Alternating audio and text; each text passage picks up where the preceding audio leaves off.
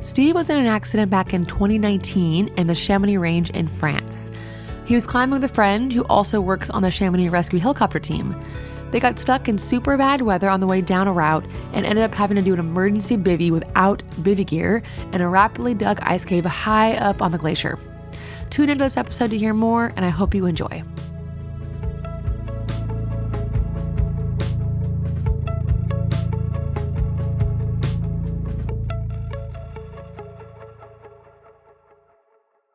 So my name is Steve. I'm 46 years old. Been climbing since probably as long as I remember. And used to live in Fontainebleau for a long time. So in the French town just under Paris with like the best bouldering in the world. And recently moved to Briançon, still in France, but in the French Alps now, in the southern French Alps. And I like to climb, ski, mountain bike, whatever, like as long as it's outside. Is that what you like to do? Are you a big boulderer? I lived for nearly 20 years in Fontainebleau, so you do a bit of bouldering, but like I got into climbing with alpinism basically, and that's always been sort of my thing. So I try to go into the mountains whenever I can, and summer, winter, whatever, ice climbing, skiing, all that stuff. But everything. Yeah. I'm not good at anything, but I like to do everything. I doubt that's true. I bet you are good at lots of things, Steve. And I have that perception of folks that live in France and Europe really, but mostly France is just how, the culture there is so outdoorsy, and the folks just get after the mountains because the mountains just speak to that, right? They're just huge, striking peaks all over the place. And I've never been there, but I see lots of movies about it and YouTube videos about it, and it just seems like such a place that inspires alpinism. No, for sure.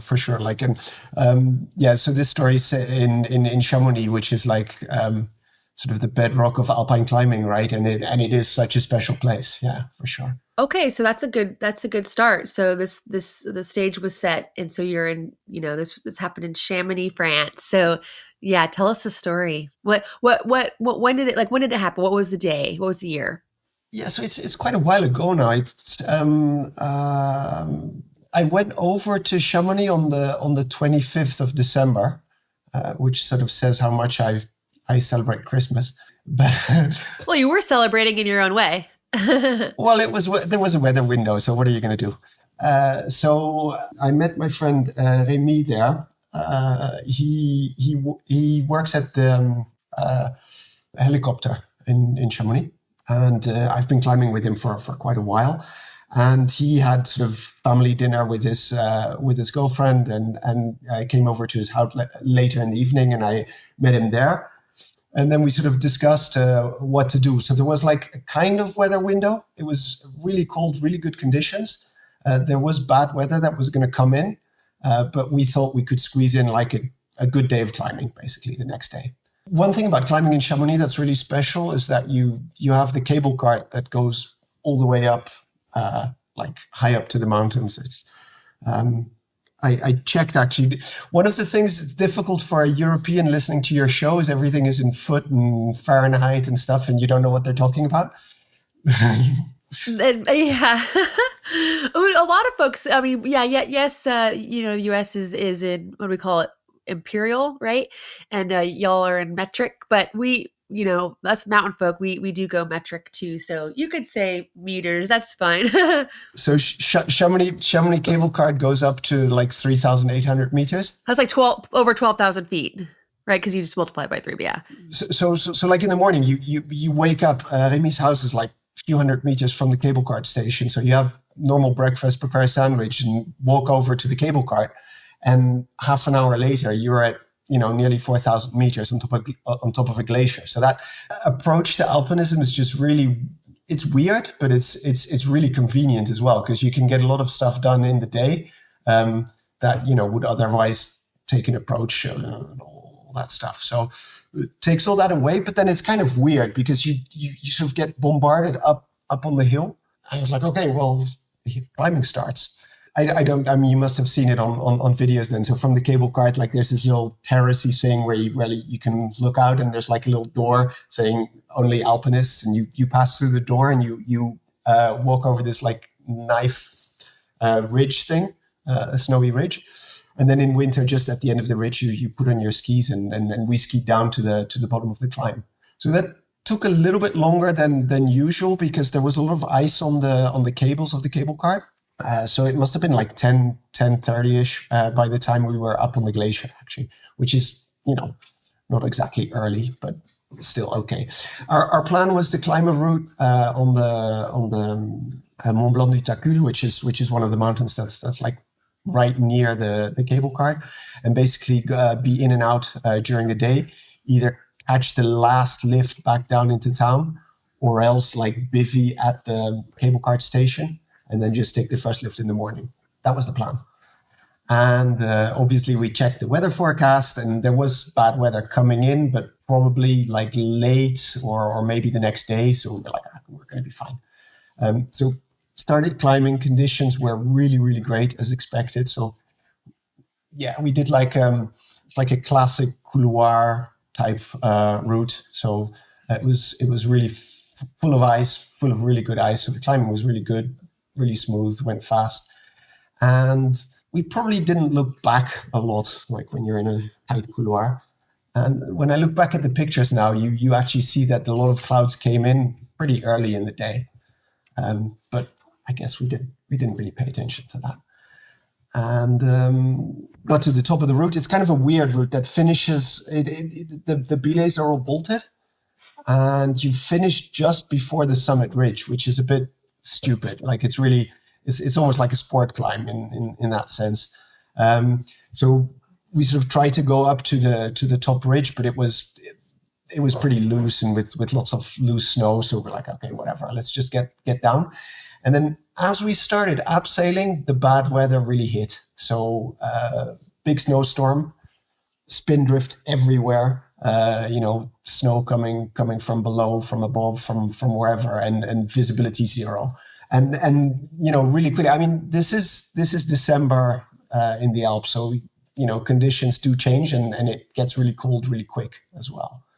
When we started abseiling, I got my jacket out of my pack, and I noticed that my water bottle had leaked. Oh no! So the cap was off.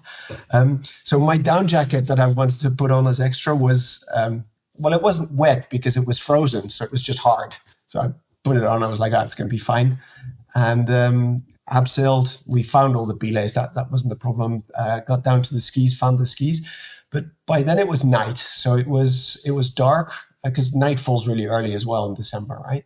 That was one question that I kind of had as you were talking was, so when you take the gondola up and you go through the gate and you do that knife ridge and then you put your skis on and ski down to the climb, where do you put your skis? Did you just stash them somewhere, or? Yeah, we just planted them on the glacier. You plant them on the glacier, and then you like wrap down into the couloir to climb back up to the skis? No. Then you climb up the couloir. So the couloir is above the glacier. And then so you climb up the couloir, and then you wrap down. And then to get back to the cable cart, you put on the skins and you walk back up with on your skis, right? Yeah. Yep. You ski tour back up. Gotcha.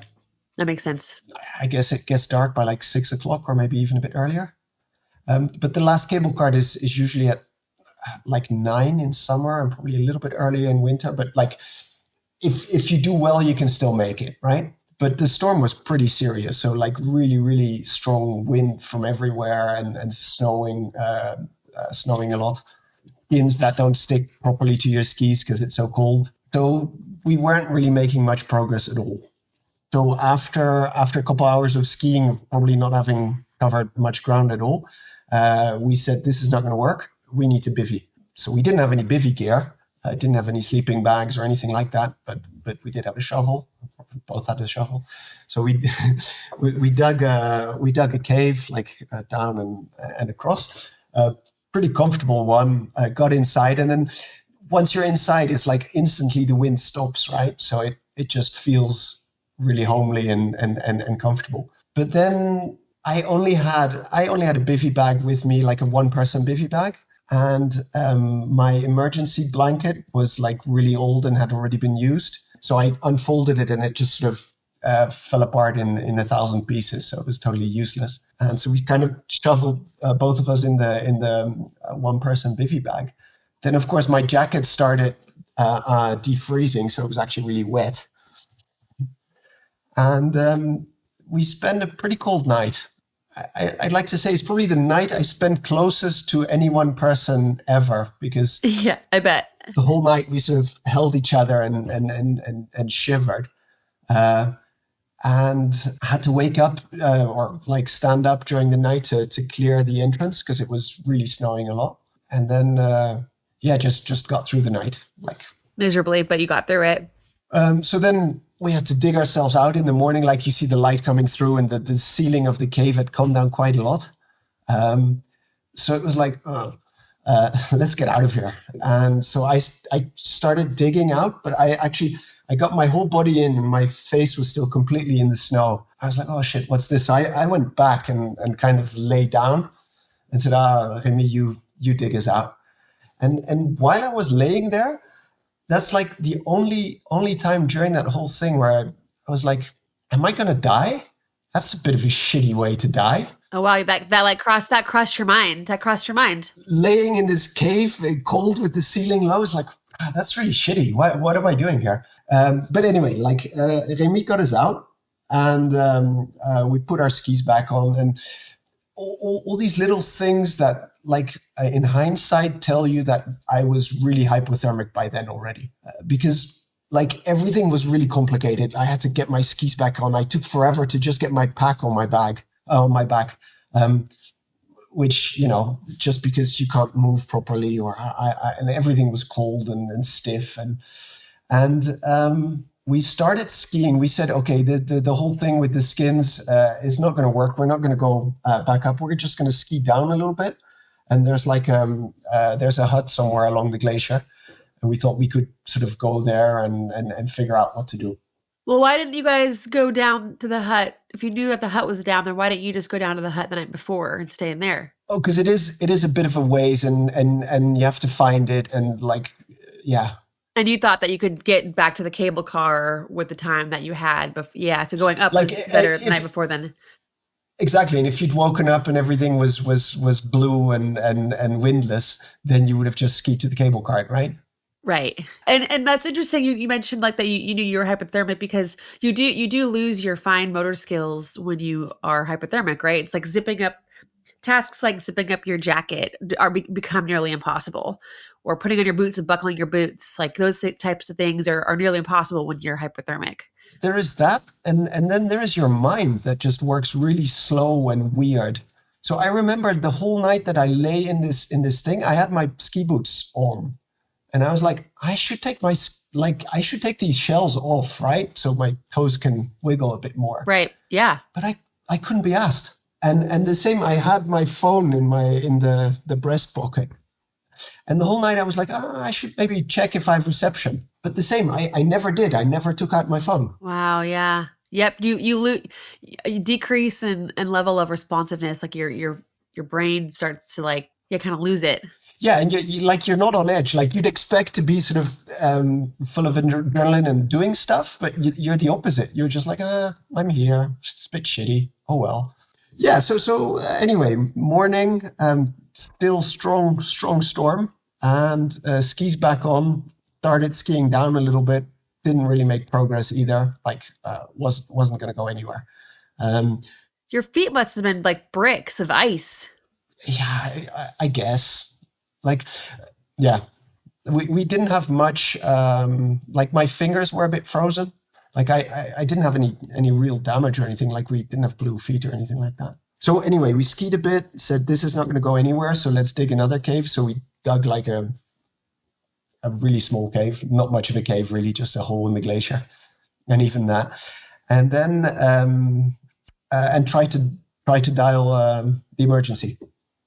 So first phone just died instantly because when smartphones get really cold, they just switch off, right? Even if the battery's full.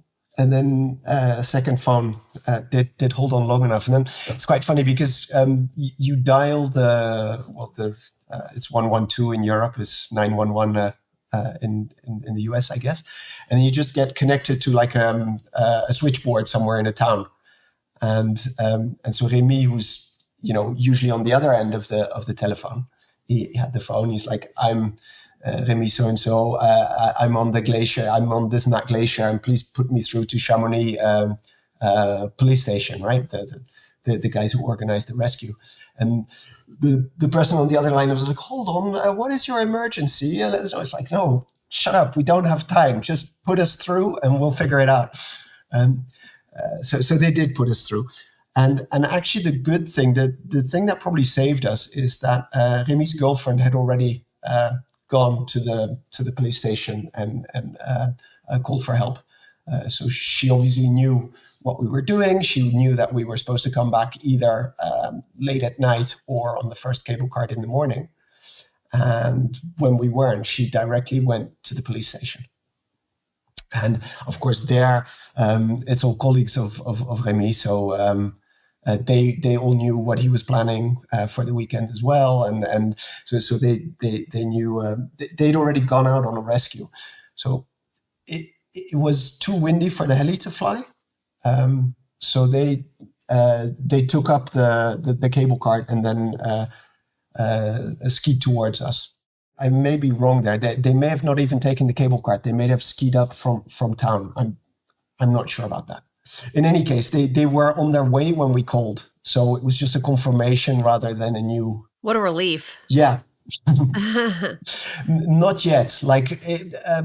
At that point, Remy really started losing it. So like his eyes were turning around and he was saying nonsense. So that was probably a pretty scary moment more than a relief moment. So they were on their way, but they didn't have that much time to arrive. So I alternated between sort of rubbing his chest and trying to speak sense into him, and then just shouting into the clouds like help, help, hoping that these guys would hear us. And then the relief was when suddenly these shadows appear from the cloud and these people arrive. And there were quite a few of them, like 5 or 6. The doctor was with them. And the minute they come, everything's going to be fine, right? And they take over. They took off my wet clothes. They put me big down jacket and dry mittens. And they erected a tent out of nowhere and put Remy in a sledge, like a sarcophage with hot packs and stuff. And they gave us pills and they gave us tea, and we were inside the tent with the doctor who was talking to us. And the minute they arrive, this is going to be fine. That's the relief. That's where the relief was, in the tent. That's where the relief is. Yeah. And it's amazing how good these guys are, right? As I say, everything in my mind, everything happened in seconds. Of course, it took hours, but and they were actually they heard me shout, and they thought we were a little bit lower down on the glacier, so they were from lower, and they actually came towards the sound. So that really helped. Then when they arrived, they were a little bit surprised because they thought that I was the guy in the worst shape and Remy was all right. And so when the first guy saw me, he's like, "Oh shit, is there another party?" Because they didn't recognize me. And I was like, no, Remy is there. We're the only ones here. Oh, okay. And then the helicopter still couldn't fly for quite a while. So we must have waited in that tent for a long time. Actually, for this podcast, I sort of went back and tried to figure out a timeline of the second day. Because in my mind, it was just we woke up, skied a bit, then rescue arrived and we were at the hospital. But actually, I know that we woke up around 7 and I checked the pictures I took in the hospital and they were taken at 9 o'clock in the evening. So this was an all day thing. Yeah. So basically, at some point during the afternoon, there was a bit of a lull in the storm. It wasn't over yet, but it was a little bit down.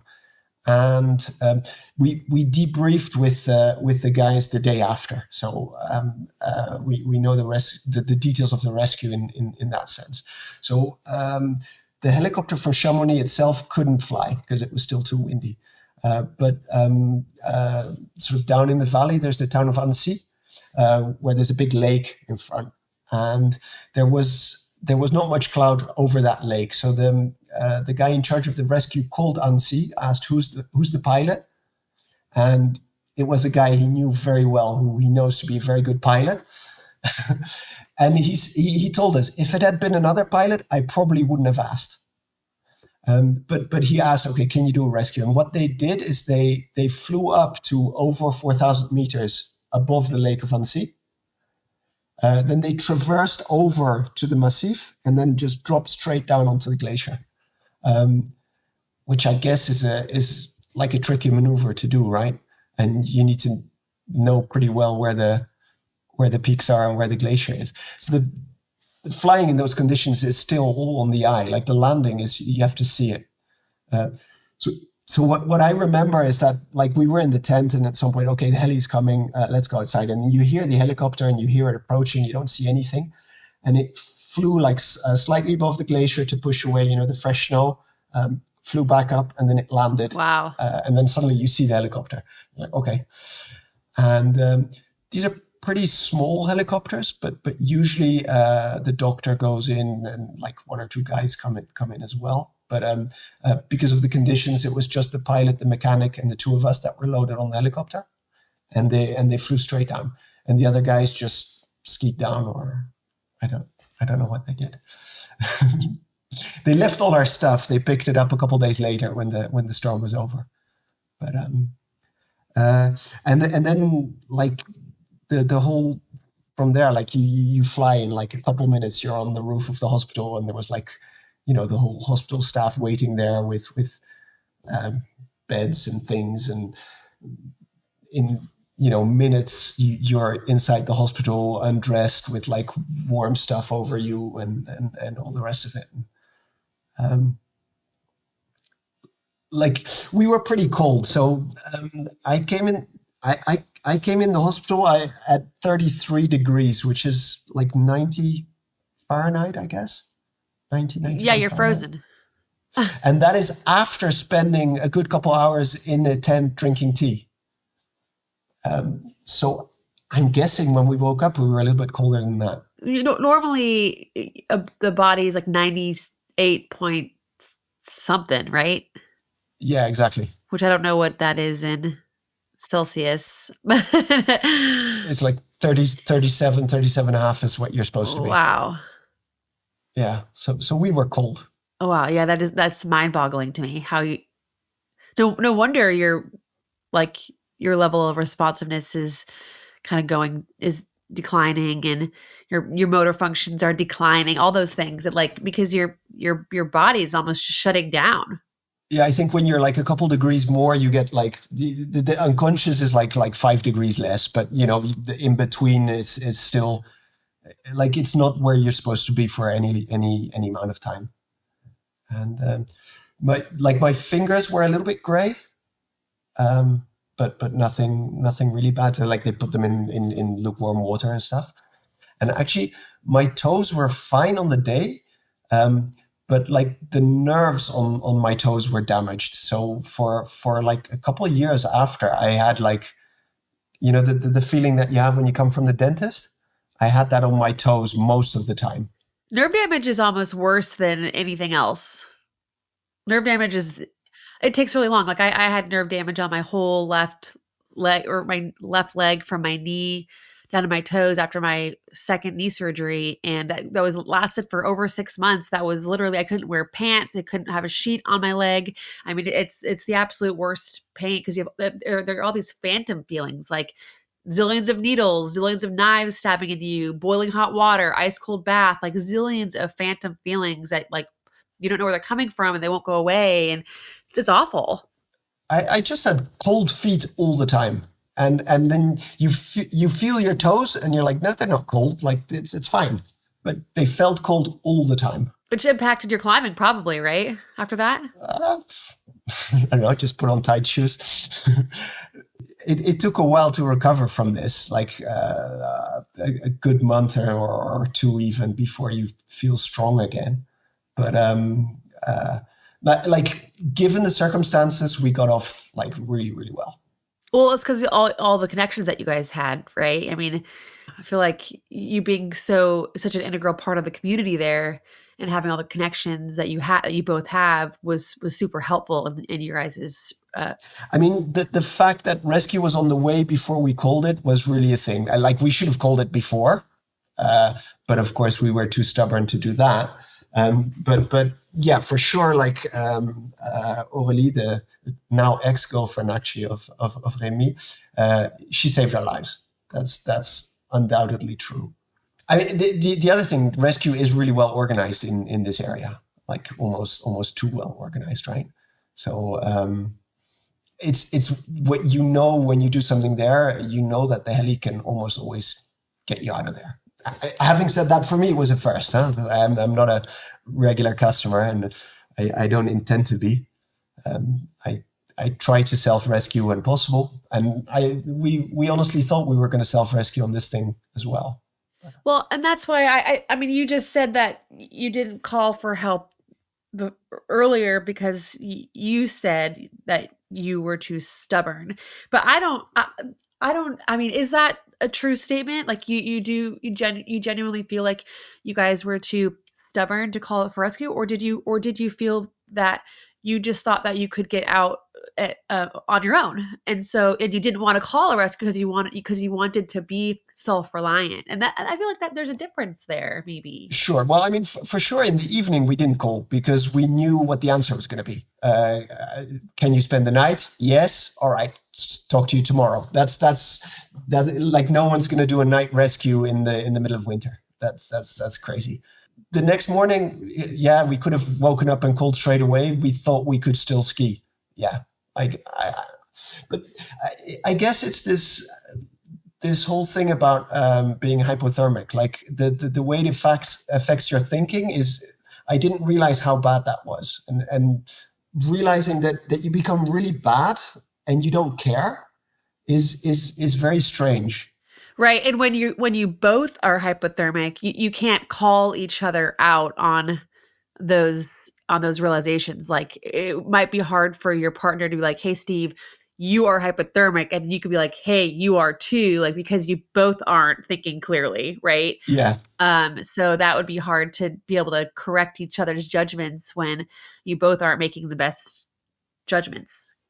probably. Yeah, probably. That's a tough one because moving forward, like how would you know to make the right call if you both like if you have nobody there to help adjust your behavior? Well, I you always talk about your lessons learned, so I listed as a couple here. Yeah. Okay. Well, yeah. Good segue. See, like, what did you learn from this? So I think like we went out to a route that was well within our capabilities. We know what we're doing in the mountains. We know these mountains. We didn't do anything like awfully like dramatically stupid, but as I would say almost always with these accidents, it's more the sum of the small things that lead to something big, right? So we were overly optimistic with the weather, and then there was little things with the gear. So my water bottle that opened. Actually, my winter gear was kind of old as well. So my boots, my climbing boots, and my pants were like I should have replaced them before. I should have brought a new emergency blanket, but it had been at the bottom of my pack for a very, very long time. I never used it, so We used it once. but that wasn't even an emergency thing. That was more like, oh, I'm a little bit cold. Let's try if this thing works. Uh, like an evening out by the car. But that's also good to test your gear. So good on you for testing your gear, making sure it works. So the gear wasn't perfect. The weather forecast was worse than we thought it would be. And so those are things you can easily improve. At the same time, the weather, like weather is never perfect, right? If you wait for the perfect weather window, you're never going to get anything done, especially not in winter. you accept a certain risk there, but with the other things, maybe the risk was too big. And I think that informing people around you is like what I always used to do when I climb with someone is exchange a phone number, like an emergency phone number, so that I have someone to call if something happens, right? Um, Especially when you just meet up people online or whatever, like you don't even know their surname. You don't want to be in a situation where like, shit, I don't know who to call. I don't really know who you are. So I always ask for like an emergency phone number. Um, but and I give one as well, obviously. But I didn't give my phone number to Aurélie, to Rémi's girlfriend. And actually, they tried to call me, or they wanted to call me. They found me on the internet actually, but and they found my phone number. But like it would have been easier if I'd given her my phone number. And that's the thing I do now. Like, so I exchange phone numbers, but I also like actually give my phone number to those people who I exchange a phone number of. I think I learned, like personally, I learned something about hypothermia, and I bet you did. I bet you both did. I don't like what you're saying. Like, would you be able to call each other out next time? I don't know, but I'd hope to think that I'd see the things coming on before it's too late, kind of thing. There's not much you can do with that, I guess. If you are getting hypothermic, you can, but at least you know that, okay, my judgment is bad. I like the stupid things like check my phone for a reception, that kind of thing. I should really do it, even if I don't feel like it. It's small things. But I think like all these small things add up to make the accident. So if you work on any of these small things, then it doesn't add up to the accident. Yeah, I guess that's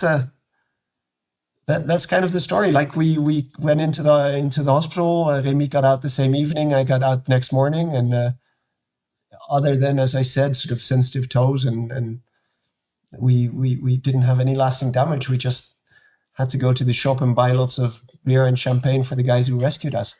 And a new emergency blanket for your And a new kit. emergency blanket. Yeah, no, for Yes. sure. I changed a lot of my kit on the over the next weeks or so. And I really liked how you said too that the following day after that, you all got together and debriefed the incident. I feel like that's a really important piece to hammer home, because you can gain so much more knowledge, information, and insight from coming together and debriefing as a group. Yeah, no, for sure. And I mean, this was like the guy in charge of the rescue was like really like the guy that you would imagine being in charge of a rescue, like 60-something-year-old, born and raised in the valley. His brother is probably Olympic champion skiing or something, and like he just lives mountains forever. And he explained to us, look, this is how we did it. And at this point, I thought I was going to lose you guys. And you're like, wow. When they were trying to get the helicopter out there and they didn't know where we were yet, he was like, I thought it wasn't gonna, it was one way or the other, but I wasn't optimistic at that point. And that's pretty, like, that's a bit shocking when you hear it like that, because you're sort of in the thing, and it was the day after, you're sort of like, we're fine and everything was fine. And maybe it wasn't. Yeah, that's must have hit pretty deeply for you guys to hear that, like, oh, wow, this badass IC incident commander didn't think, 50-50 chance of us getting out. We could have lost our lives Yeah, that day. So exactly. yeah, that's just kind of a whew, wow, heavy realization. I mean, I asked you to be on the show because a lot of the stories are, of course, US based, and I'm always really surprised by the aftermath that a lot of people live through with, like, you have to pay the helicopter, and you have like the hospital insurance, and it's really complicated, and you can't get operated, and all these things, and that just doesn't exist in Europe. So the helicopter is public service in France. You don't even need an insurance. If you call them, they pick you up. And the same with hospitals. You go into a hospital and they fix you, and they say goodbye. Wow. I feel that takes the whole stress away that I really appreciate. And it's a bit weird to hear, from the other side. But I just thought that'd be interesting to have on at some point as well. Yeah, that is interesting. I mean, does that make it, I mean, by making rescue and hospital services so accessible, does it make people less responsible to pay attention to the risk and I guess their decision making, or does it not have an effect? Because yeah, you know what I mean. Like if everyone knows that you can go to France or Europe and Like go crazy and get picked up by a helicopter. Yeah. you go crazy. Yeah, like, oh, I could do whatever I want and not be responsible for my actions because I know that no matter what, a helicopter will come get me in like pretty awful conditions, you know? Yeah. Yeah. But here it's like if you have to call a rescue, like, boy, you're going to be paying a serious surcharge and that you maybe could never pay off. It's so just like it's not the same in every country. So in France, it's the helicopter is a purely public service. In Switzerland, it's private, and you have to have an insurance, or you have to pay, and you have to check the small print of your insurance as well, because if it's an accident rescue, usually you're insured. But if you're like lost and they find you, usually you're not insured. So that's just something you have to check out. But it's a very simple insurance that you have with your Alpine Club membership or whatever. But that's in Switzerland. In Italy, it's a free service. But if they pick you up and you are like, clearly in the wrong place, badly equipped, and like if you're clearly It's abusing, circumstantial. yeah, then you do have to pay. Yeah, Then they that can make you makes pay. sense. Maybe in some rare instances it could, I'm sure, but I don't think that's the rule. And the other side of that, because I talk to Remy about this sometimes, but the other side of that is also like for the rescue, it's much easier to have people call with no restraint, because it's way better to pick up someone from a field with a sprained ankle than to have him try and get down, fall down a gully, break his leg, and then rescue him. So the fact that there's no barrier to calling means that maybe so it's not that you go out You're and do less crazy scared to stuff and call the helicopter, but it is that you maybe call the helicopter earlier on in when things go a little bit wrong, you can already call. And when you call and then they'll say, well, how are you? What are you doing? And can you get back? Or, do you have the stuff to spend the night? So there is a bit of selection there. But as Remy says, if you are in a little bit of trouble, they prefer to pick you up where it's easy than to wait and make it difficult or maybe lose you or whatever. Well, hopefully, people that recreate outdoors are, they go into the outdoors with the idea that they can self-rescue. And they don't just use these resources willy-nilly. So that's how we could hope, right? I think so. I think, and most people who are rescued are super grateful and thank the rescuers afterwards in ways that you should. So.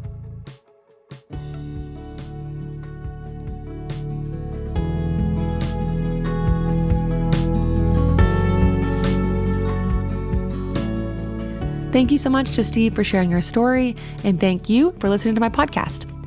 Thank you to Rocky Talkie and Lives in Designs for sponsoring this episode. Thank you to Outdoor Vitals for doing a giveaway for our listeners. And one last thing.